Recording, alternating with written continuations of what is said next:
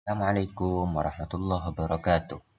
Kembali lagi dengan pelajaran yang kita tunggu-tunggu, yaitu pelajaran agama Islam. Yang mana pada kesempatan kali ini menerangkan tentang Al-Quran sebagai pedoman hidup.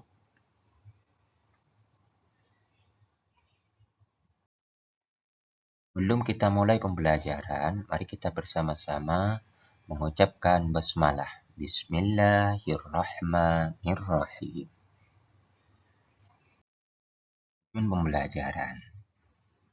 Melalui pembelajaran tutor sebaya, kalian bisa dapat membaca surat An-Nisa ayat 59 dan juga surat An-Nahl ayat 64 sesuai kaidah ilmu tajwidnya.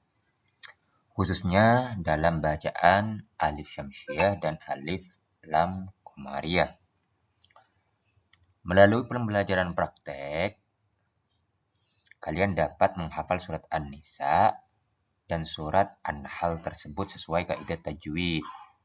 Melalui pembelajaran inquiry, kalian dapat menjelaskan kandungan surat An-Nisa dan surat An-Nahl tersebut tentang kedudukan hadis terhadap Al-Quran sehingga dapat menampilkan perilaku semangat dalam mengamalkan Al-Quran dan hadis tersebut. Melalui pembelajaran basis produk, kalian dapat membuat karya berupa peta konsep, definisi hadis, dan fungsinya atas Al-Quran dalam Simple Math. Oleh karena itu, kita harus temu titik fokusnya, yaitu definisi Al-Quran, definisi hadis, serta kita pahami juga fungsi hadis terhadap Al-Quran, kandungan surat An-Nisa ayat 59 dan surat An-Nahl ayat 64 tentang kedudukan hadis terhadap Al-Quran. Juga kita harus pahami juga alif lam qamariyah dan alif lam syamsiah sesuai ilmu tajwidnya. Oleh karena itu kita pahami dulu tentang Al-Quran. Al-Quran adalah kumpulan wahyu Allah yang diturunkan kepada Nabi Muhammad SAW melalui perantara malaikat Jibril sebagai pedoman hidup. Membaca merupakan ibadah. Firman Allah tentang Al-Quran disebutkan di surat Al-Ma'idah ayat 48 yang berbunyi, dan kami telah turunkan kepadamu Al-Quran dengan membaca kebenaran, membenarkan apa yang sebelumnya, yaitu kitab-kitab yang diturunkan sebelumnya seperti Taurat, Injil. Dan Al-Quran adalah ukuran untuk menentukan kebenaran terhadap kitab-kitab yang lain. Nazala 'alaikal kitaba bil haqqi musaddiqan lima baina yadayhi wa anzalat Taurata wal Injil.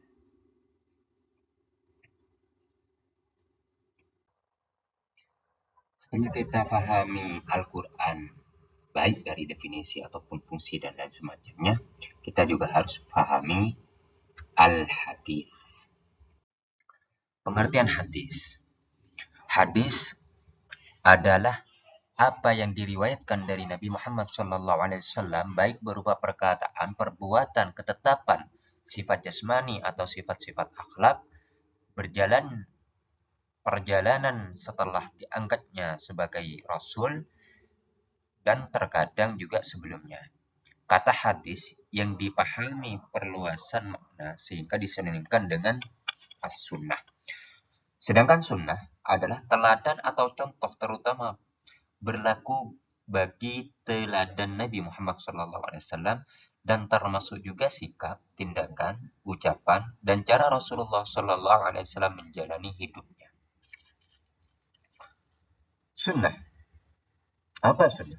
Sunnah adalah semua yang bersumber dari Nabi Muhammad SAW baik secara perkataan, perbuatan, takrir, tabiat, budi pengerti, atau perjalanan hidupnya.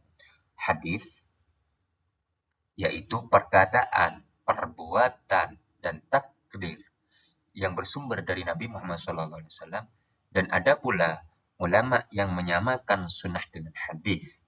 Sedangkan khabar, apa itu khabar?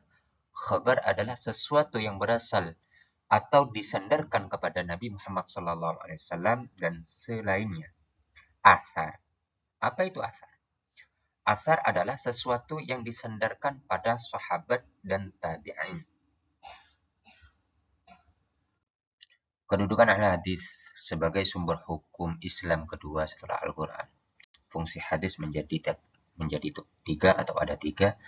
Bayan takrir memperkuat. Bayan takrir adalah menetapkan dan memperkuat apa yang telah diterangkan di dalam Al-Quran. Fungsi hadis ini memperkokoh isi kandungan Al-Quran. Yang kedua, bayan tasri'. Bayan tasri' adalah memberikan kepastian hukum Islam yang tidak ada di dalam Al-Quran. Biasanya Al-Quran hanya menerangkan pokok-pokoknya saja, contohnya seperti zakat fitrah. Yang terakhir adalah bayan tafsir, menjelaskan. Bayan tafsir adalah penjelasan terhadap ayat-ayat yang memerlukan perincian atau penjelasan lebih lanjut, seperti pada ayat-ayat mujmal, umum, atau yang dikenal dengan global. Kemudian ayat mutlak, tidak mempunyai batasan, dan ayat am, umum, sehingga fungsi hadis ini telah memberikan perincian-perincian. Setelah itu tafsir dan penafsiran terhadap ayat-ayat yang masih mutlak, memberikan tahsis, pengkhusus terhadap ayat-ayat yang masih umum.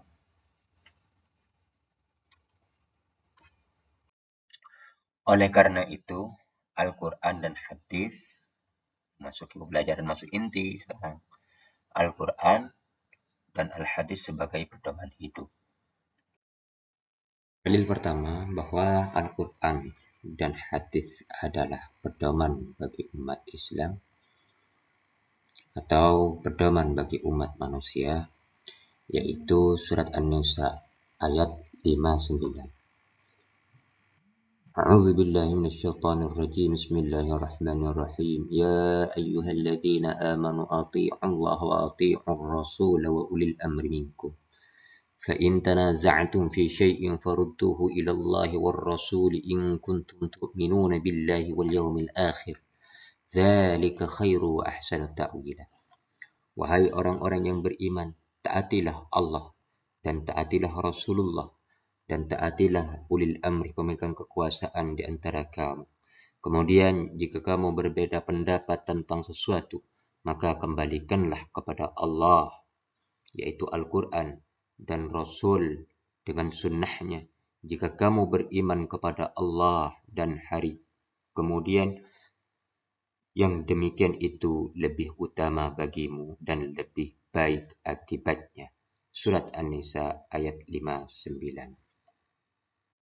Isi kandungan dari surat An-Nisa ayat 59 menjelaskan untuk patuh dan taat kepada Allah Subhanahu wa taala, taat kepada Rasulullah SAW, dan taat kepada pemimpin-pemimpin kita. Taat kepada Allah Subhanahu wa taala adalah mengikuti ajaran Al-Quran, sedangkan taat kepada Rasulullah dengan mengamalkan sunnah-sunnahnya, sedangkan taat kepada ulil amri meliputi ketaatan baik kepada pemerintah maupun kepada para ulama. Seorang muslim harus menaati perintah dengan mengamalkan Al-Quran, juga melaksanakan hukum sesuai dengan Al-Quran, meskipun berat dalam pelaksanaannya. Muslim hendaknya meyakini bahwa perintah Allah Subhanahu wa taala memberikan kemaslahatan dan larangannya untuk menghindarkan kita dari kemudaratan.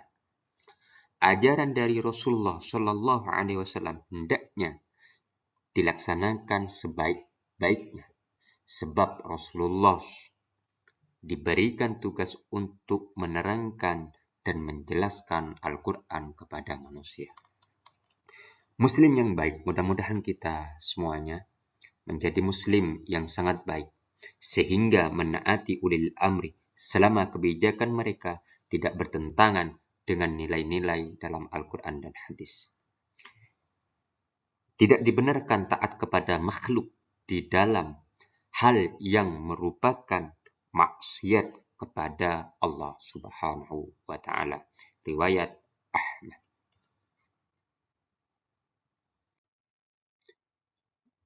Dalil yang kedua tentang Al-Quran menjadi pedoman hidup, yaitu surat An-Nahl ayat 64 yang berbunyi Bismillahirrahmanirrahim. Wa ma anzalna 'alaikal kitaba illa litubayyana lahumul ladzi.